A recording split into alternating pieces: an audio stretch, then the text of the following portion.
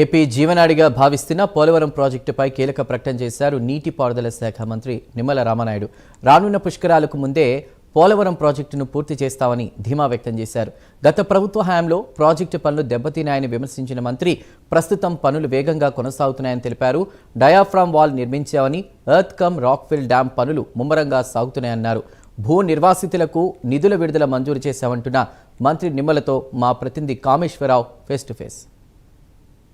కాకినాడ జిల్లా పర్యటన నేపథ్యంలో మంత్రి నిమ్మల రామారెడ్డి గత 2 రోజుల నుంచి కాకినాడ పర్యటిస్తున్నారు. ఈ నేపథ్యంలో వారు మనతో పాటు ఉన్నారు.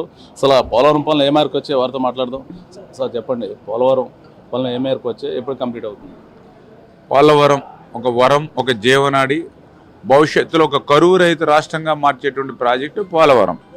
అటువంటి పోలవరాన్ని ఆ రోజు 14-19లో 5 సంవత్సరాలు చంద్రబాబు నాయుడు గారు ప్రతి పోలవరము కూడా సోమవారం అనేటువంటి పేజీగా మార్చుకుని 72% ఆ రోజు మనం పూర్తి చేశాం.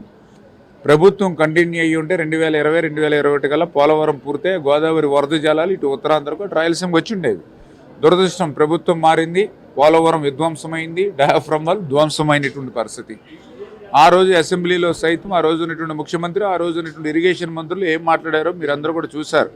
పోలవరాన్ని భవిష్యత్తులో చూడలేమని చెప్పారు ఆ రోజు ముఖ్యమంత్రి, ఇరిగేషన్ మంత్రులు. పోలవరం ఎవరికీ అర్థం కాదు, మాకు కూడా అర్థం కాలేదు కాబట్టి అని చెప్పారు ఆ రోజు అసెంబ్లీలో సైతం, ప్రెస్ మీట్లో సైతం. అటువంటి పోలవరం ప్రశ్నార్థకం చేసింది గత ప్రభుత్వం. అటువంటి ప్రశ్నార్థకమైనటువంటి ప్రాజెక్టుని కూటమి ప్రభుత్వ అధికారంలోకి వచ్చాక రేపు 2027 కల్లా పూర్తి చేస్తానని ఈ రోజు కాదు 2024లో ముఖ్యమంత్రిగా ప్రమాణ స్వీకారం చేసినటువంటి 5 రోజులకే పోలవరం వచ్చినటువంటి చంద్రబాబు నాయుడు గారు చెప్పారు. అది ఈ పోలవరం ప్రాజెక్టు పూర్తి చేయడం మీద చంద్రబాబు నాయుడు గారు ఉన్నటువంటి చిత్తశుద్ధికి నిదర్శనం. మాట ఇవ్వడమే కాదు, ఆ 2027 డిసెంబర్ పెట్టుకున్నటువంటి టార్గెట్ని అవసరమైతే పుష్కరాల కంటే ముందుగానే ప్రారంభించాలనేటువంటి ఆలోచనలో భాగంగానే ధ్వంసమైనటువంటి డయాఫ్రామ్ వాల్ని మొన్న 2026 మార్చి 2వ తారీఖుని కంప్లీట్ చేసాం. 990 కోట్ల రూపాయలు మళ్ళీ ఖర్చు పెట్టి. మెయిన్ డ్యామ్, ఎందుకంటే అత్యంత పోలవరానికి కీలకమైనటువంటిది ECRF dam, earth cum rockfill dam. అంటే ఎప్పటివరకు మనం చూసాం, ఒక స్పిల్వే నిర్మాణం, ఒక బట్రస్ డ్యాము, ఎగువ కాపర్ డ్యాము, దిగువ కాపర్ డ్యాము, ఇవన్నీ మీరు చూశారు.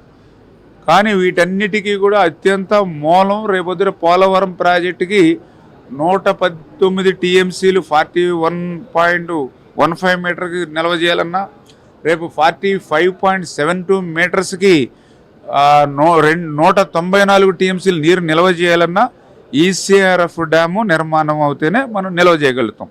అటువంటి ఈసీఆర్ఎఫ్ డ్యాము పనులు కూడా ఇప్పుడు గ్యాప్ 1, గ్యాప్ 2 ఒకటి 42% చేసాం, ఒకటి 33% ఇప్పుడు కంప్లీట్ అయింది. రేపు 2027 కల్లా ఆ యొక్క పోలవరం మెయిన్ డ్యామ్ పనులు కూడా పూర్తవబోతూ ఉన్నాయి. అంటే ఈ ప్రభుత్వం ఒక బాధ్యతాయుతంగా, ఒక జవాబుదారితనంగా ముందుకెళ్తూ ఉన్నాం. సూపర్ ఎలినోవా దాని ప్రభావం ఎక్కువగా ఉంటుంది అంటే దాని మీద ముందస్తు ఏర్పాట్లు ప్రభుత్వం సూపర్ ఎలినోవా ప్రభావాన్ని దృష్టిలో పెట్టుకునే ఈ ప్రభుత్వం కూడా ఇరిగేషన్ కానీ, అగ్రికల్చర్ కానీ, రెవెన్యూని కానీ సమయత్వం చేసి ముందు జాగ్రత్తల చర్యలుగా ఫస్ట్ డ్రింకింగ్ వాటర్కి ప్రాధాన్యత ఇస్తూ ఉన్నాం. ఎందుకంటే ఈవేళ సూపర్ ఎలినో ఎఫెక్టు మన గోదావరి జిల్లాల్లోనే మీరు చూస్తూ ఉన్నారు. నిత్యం వర్షాలతోటి పచ్చగా కలకల్లాడేటువంటి మన డెల్టాలోనే ఈవేళ ముఖం చాటేసింది వర్షం. 2 నెలల్లో 69% మైనస్ వర్షపాతం ఉంది మన డెల్టాలో. ఏదో నిన్న మొన్న చెదురుమదురుగా పడ్డాయి కానీ సరిపడినందుగా లేనిటువంటి స్థితి. ఇటువంటి స్థితిలో గవర్నమెంట్ ఆఫ్ ఇండియా కూడా క్లియర్గా ఇన్స్ట్రక్షన్స్, డ్రింకింగ్ వాటరే ప్రథమ ప్రాధాన్యత ఇవ్వమని. అందుకే ఈరోజు ఆ డ్రింకింగ్ వాటర్ని సేవ్ చేసుకుని, ఎందుకంటే రేపు 2027 జూన్ వరకు కూడా ఈ వాటర్ని దాచుకోవాలి మనం.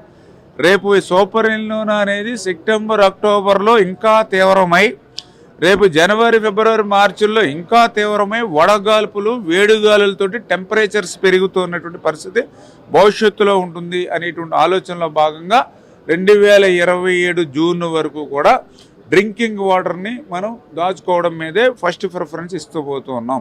ముఖ్యమంత్రి చంద్రబాబు నాయుడు గారి దగ్గర నుండి, ఉప ముఖ్యమంత్రి గారి దగ్గర నుండి, మంత్రుల దగ్గర నుండి, ఎమ్మెల్యేలు, తెలుగుదేశం, జనసేన, బీజేపీ ప్రతినిధి కూడా ఈ సూపర్ ఎల్నినో దృష్ట్యా కాలువల మీద, చాలగొట్ల మీద, ఏటుగొట్ల మీద, రిజర్వాయర్ల దగ్గర, లిఫ్ట్ల దగ్గర పనిచేసి ఏ ఒక్క నీటి చుక్కదో వచ్చినా దాన్ని ఒడిసిబట్టి అది త్రాగునీరు కిందనో సాగునీరు కిందనో మార్చాలనేటువంటి మా ప్రయత్నం.